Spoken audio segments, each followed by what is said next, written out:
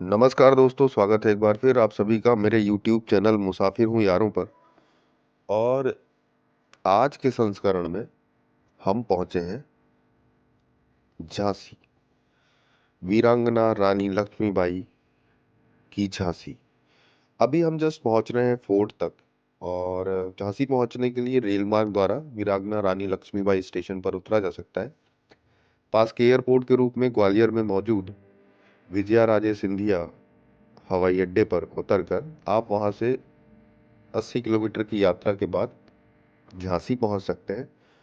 और वेदर, अब थोड़ा सा बारिश भी हो रहा था, रिपब्लिक डे है तो उस हिसाब से तैयारियां भी है। चलिए वीडियो को आगे देखते हैं। चैनल को सब्सक्राइब जरूर करिएगा।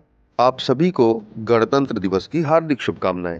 तो गाइस ये हम लोग ये देख सकते हैं फोर्ट को। बहुत बड़ा फोर्ट है जो कि था रानी लक्ष्मीबाई का।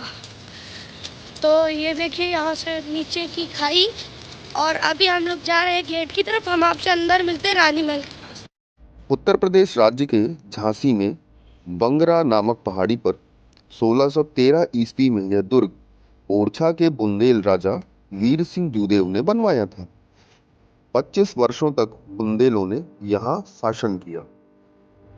अभी हम मौजूद हैं रानी लक्ष्मीबाई जी की सेना के प्रमुख सेनापति गुलाम गौस खान जी की मजार पर, जिन्होंने बहादुरी से अंग्रेजों से लोहा लेते हुए 4 जून 1958 को अपना बलिदान दिया था।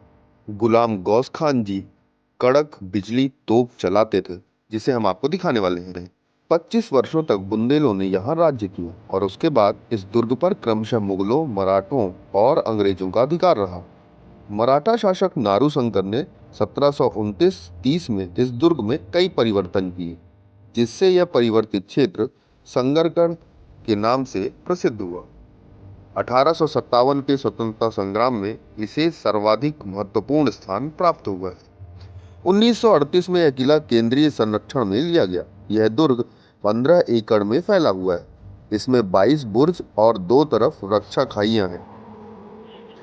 अभी हम हैं इस दुर्ग के प्रमुख प्रवेश द्वार पर। वैसे इस दुर्ग में करीब 10 द्वार थे। इसके अलावा 4 खिड़कियां, दुर्ग के भीतर बारादरी, पंचमहल, शंकरगढ़, रानी के नियमित पूजा स्थल, शिव मंदिर और गणेश मंदिर, जो मराठा स्थापत्य कला के सुंदर उदाहरण हैं। इसका स्वर्णिम इतिहास भी रानी लक्ष्मीबाई के दौर का है। अभी जिस जगह को आप देख रहे हैं, इसी जगह से, जहाँ पे झंडा वंदन भी हो रहा है, इसी जगह से रानी लक्ष्मीबाई 1857 में कूद कर बाहर निकले थे। और उसके बाद वो गए थे कालपी।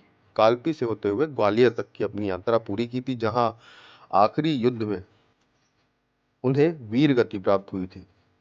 दोस्तों, आपने सुभद्रा कुमारी चौहान द्वारा रचित झांसी की रानी कविता जरूर सुनी होगी, जिसमें वो कहती हैं, बुंदेले हर बोलों के मुंह हमने सुनी कहानी थी, खूब लड़ी मर्दानी, वो तो झांसी वाली रानी। झांसी के इसी किले में मौजूद है भगवान शिव का वह मंदिर, जिनकी पूजा प्रतिदिन महारानी लक्ष्मीबाई करती थी। अभी हम देख रहे हैं पंचशील महल। और जिन लोगों ने रानी लक्ष्मीबाई पर आधारित सीरियल्स या धारावाहिकों को देखा है, अंग्रेज शासक जब गंगाधर राव नहीं रहे तो लक्ष्मीबाई के पास मिलने आते हैं और उनको अपना निर्णय बताते हैं कि आपकी झांसी अब हमारे कब्जे में रहेगी, आप रानी जरूर रहेंगे और आपको कुछ पेंशन दिया जाएगा। जिसके बाद ही रानी ने उद्घोष किया कि मैं अपनी झांसी किसी को नहीं दूंगी।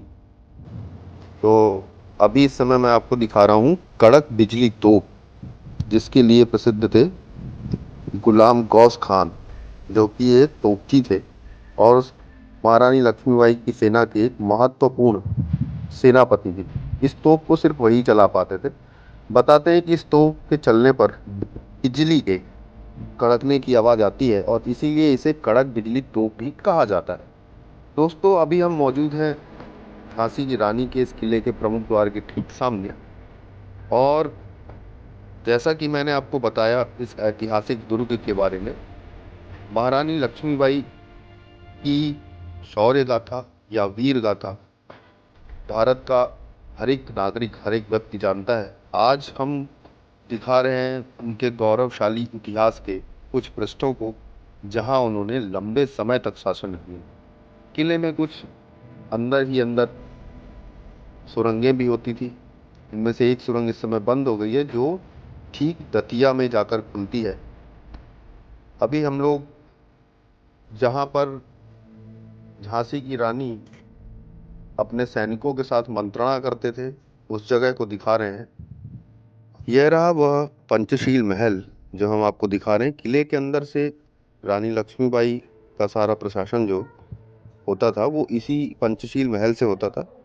बाहरी आगंतुकों से मुलाकात की जगह भी यही थी और यही दरबार हॉल था, जहाँ पर उनके सिपह सालार, सैनिक और सेनापति उनसे मंत्रणा करते थे।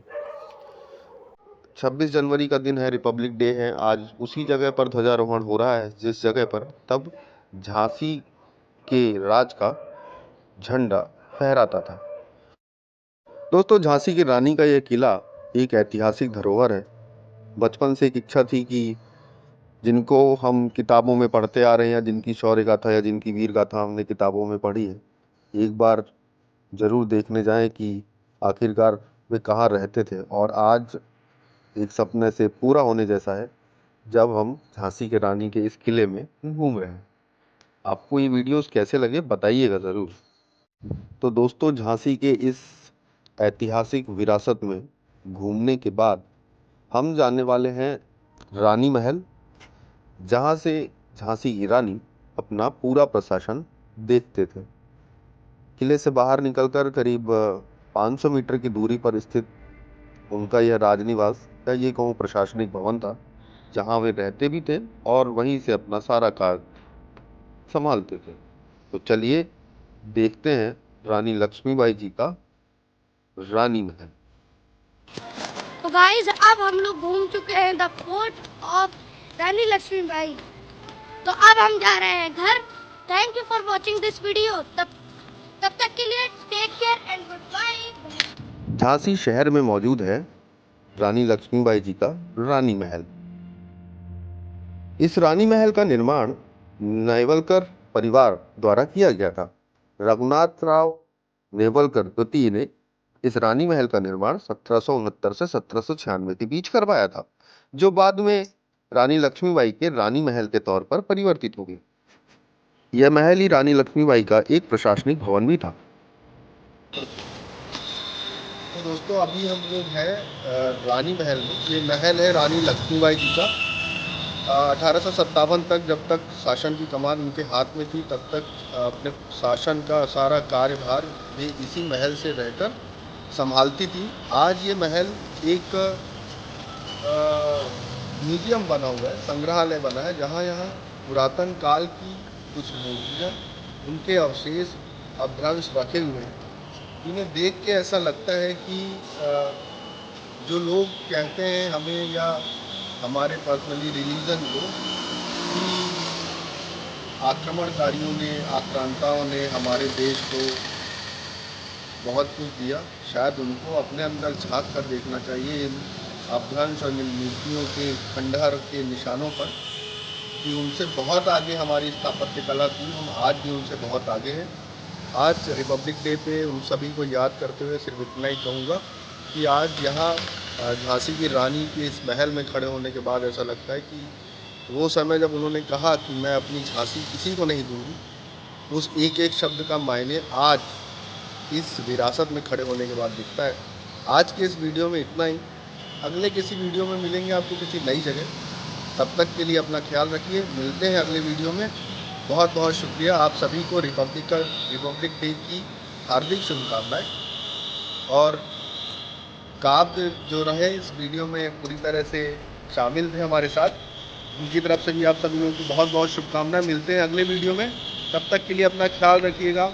Happy Republic day guys. आप लोग चैनल को सब्सक्राइब कीजिए और मेरे पापा को सपोर्ट कीजिए।